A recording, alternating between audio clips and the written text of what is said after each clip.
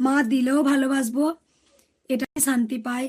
মা না দিলেও ভালোবাসবো, একদম দিলেও ভালোবাসবো, না দিলেও ভালোবাসবো। মঙ্গলা মা, তোমার কথা শুনতে খুব ভালো লাগে। থ্যাংক ইউ বেটা। মা তুমি বলো। বলি এবার শোনো, আসল কথাটা বলি, তোমরা শোনো। আমি জানি গরম করছে, ঘরে আছি তো, খুলে দিয়ে দেখো। দেখেছো আমি তুলসী মালাটা পরেছিলাম, এদিকে কিছু খোলা হয়ে গেছিল, খুলে দিয়েছি। তবে আমি আগেও বলেছি যে তুলসী মালা না পরেও গোবিন্দকে পাওয়া যায়, কারণ পেয়েছি। আমাকে যে ভক্ত তুলসী মালা দিয়েছেন, ওর ভালোবাসা ছিল বলে আমি পড়েছিলাম।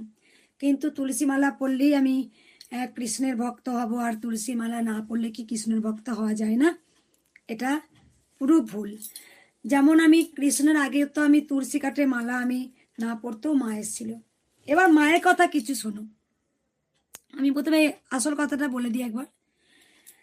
দেখো, মা যে এসেছেন, মা যে এসেছেন, এটা আমি চিরন্তন আমার প্রমাণ। মা যে এসেছেন, প্রথমেই বলি, এই যে কৃষ্ণকালী মা, ভাঙা গড়া মা, আমাকে একটু ঝেড়ে দাও। এখন ওসব বলি না রে, ঝেড়ে দাও ফেরে দাও, মায়ের নাম জপ কর না। জয় কৃষ্ণকালী মায়ের জয়, নাম জপ কর, জয় কৃষ্ণকালী মায়ের জয়, নাম জপ কর, সব ঠিক হবে। তা দেখো, আমার কথা শোনো, ভালো করে শোনো, কি বলছি শোনো। যেটা হচ্ছে, আমি বলবো যে দেখো, কৃষ্ণকালী মায়ের এই যে ভাঙা গড়া নিয়ে একটা ঝড় গেছে। সবসময় আমি জানি ভেঙেছে বলেই কিন্তু গড়েছে। ভগবান শ্রীকৃষ্ণ এক কুল ভাঙলে এক কুল করে দেয়। আমাদের কোনো কিছু দুঃখ হলে আমরা ভগবানের প্রতি অভিমান করি, আমরা ভগবানকে অনেক কথা শুনিয়ে দিই। কিন্তু এইটুকু জানবে, ভগবান শ্রীকৃষ্ণ যদি তোমার কাছ থেকে এইটুকু নেয়, তাহলে ভগবান শ্রীকৃষ্ণ এতটা তোমার জন্য দিয়েছে। নদীর এক কুল ভাঙে এক কুল গড়ে, তাই সবাই তো পুরো সুখী হতে পারে না। আরেকটা কথা আমি বলবো, দেখো তোমরা সবাই শোনো, আমার কথাগুলো মন দিয়ে শোনো। যেখানে আমি প্রথমে একটা দেবে লাইভে পোস্ট আমি মন্দিরে বলেছিলাম যে কিছু কিছু ইউটিউবার আছে, তাদের নাম না বললেই নয়। ইউটিউবার ছাড়াও আমার অনেক ভক্ত আছে, তারা কিন্তু প্রতিবাদ করেন, একদম ন্যায় কথা বলেন, একদম পারফেক্ট কথা বলেন, ন্যায় কথা বলেন। যেখানে দেখো, তোমরা সবাই জানো যে মঙ্গলা মা বা কৃষ্ণকালী মায়ের কাছে মাদুলি তাবিজ কবচ এগুলো দেওয়া হয় না, জল পোড়া তেল পোড়া দেওয়া হয় না। শুধু বলি জয় কৃষ্ণকালী মায়ের জয়, এই মন্ত্র জপ করতে। আমি ভালো আছি মা। আর একটা কথা বলি, যেমন এখানে আমি ইউটিউবারদের 3টে ভাগ করেছিলাম। কিছু কিছু ইউটিউবার কৃষ্ণকালী মায়ের ভিডিও করেন, অন্য জায়গাতেও কিন্তু ভিডিও করেন, কিন্তু কৃষ্ণকালী মায়ের যে অন্যায়টা হয় তারা প্রতিবাদ করে, তারা বুক ফুলিয়ে প্রতিবাদ করে। এবং তারা কৃষ্ণকালী মায়ের জন্যে বলুন, আমার জন্যে বলুন, তারা কিন্তু অনেক খারাপ কমেন্ট শুনতে হয়, অনেক গালিগালাজ তাদেরকে শুনতে হয়। সেখানে আমি বলে দিই, যেমন 1 নাম্বার, প্রথম ফার্স্ট, ন্যায় অন্যায় অনেকেরই ক্ষমতা আছে, বুঝতে পারে অনেকে। যেখানে তোমার বলবো, দেখো ফোন এসেই যাচ্ছে, দেখছো লাইভ করবো কি।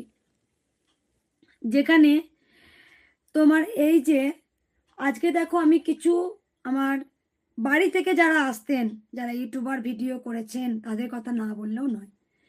তারা জানে অন্য জায়গায় ভিডিও করুক, তাদের সেটা পার্সোনাল ব্যক্তিগত ব্যাপার, সেখানে আমি কিছু বলবো না। কিন্তু তারা অনেক প্রতিবাদ করেছে।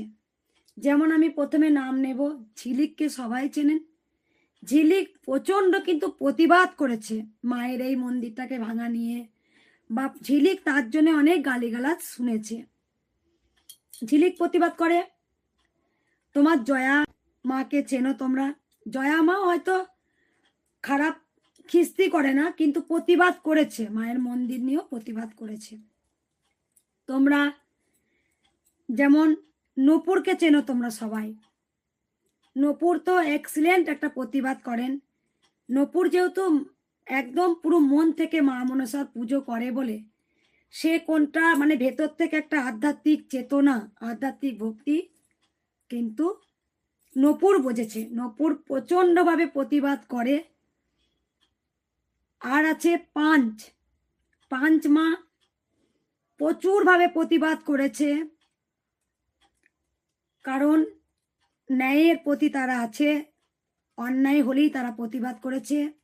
রঞ্জন বাবা, রঞ্জন বাবা কৃষ্ণকালী মায়ের ভিডিও করেছে।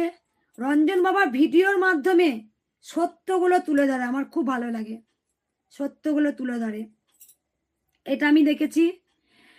এই যে অনেক ভক্তরা লাইভে আসেন, তারা প্রতিবাদ করে, কোনো একজন কেউ যদি চলে আসে তার তার প্রতিবাদ করে আমার সন্তানরা, মায়ের সন্তানরা। আমার এই জিনিসগুলো খুব ভালো লাগে। আমি তো এমনি অজস্র তোমার গোটা বিশ্বের আজকে ভালোবাসা পেয়েছি।